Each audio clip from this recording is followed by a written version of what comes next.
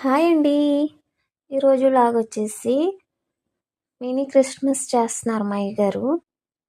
అంటే ప్రతి సంవత్సరం వస్తారు డిసెంబర్లో. అయ్యగారికి టైం లేక ఇప్పుడు వస్తున్నారు జనవరిలో. మా వదిన వాళ్ళ ఇంటి దగ్గరికి వెళ్తున్నాను నేను ఇప్పుడు వాళ్ళ ఇంటి దగ్గర. ఈమె మా వదిన, ఈయన మా అయ్యగారు. మా వదిన చాలా మంచిది. ఎందుకంటే ప్రతి ఒక్కరిని ఒకేలా చూస్తుంది, ప్రతి ఒక్కరికి ఫుడ్ పెడుతుంది, చాలా మంచిది. మా అన్నయ్య కూడా చాలా మంచోడు. మా అన్నయ్య కూడా చాలా బాగా చూసుకుంటాడు నన్ను.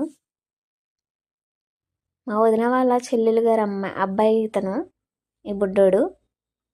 ఈరోజు క్రిస్మస్లన్నీ కేక్స్ అన్నీ వీడే కోసాడు, అందుకని అయ్యగారు నవ్వుతున్నారు.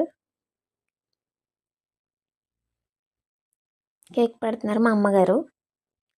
ఎప్పుడు మా ఇంటి దగ్గర. వేదన పొందిన దేశం మీద మబ్బు అంటే శ్రమ, మబ్బు అంటే విడుపు, మబ్బు అంటే ఇబ్బంది. నిలవలేదు. ఎవరిని బట్టి నిలవలేదు? యేసయ్యను బట్టి, రక్షకుడు బట్టి, విమోచన కర్తను బట్టి మబ్బు నిలవలేదు.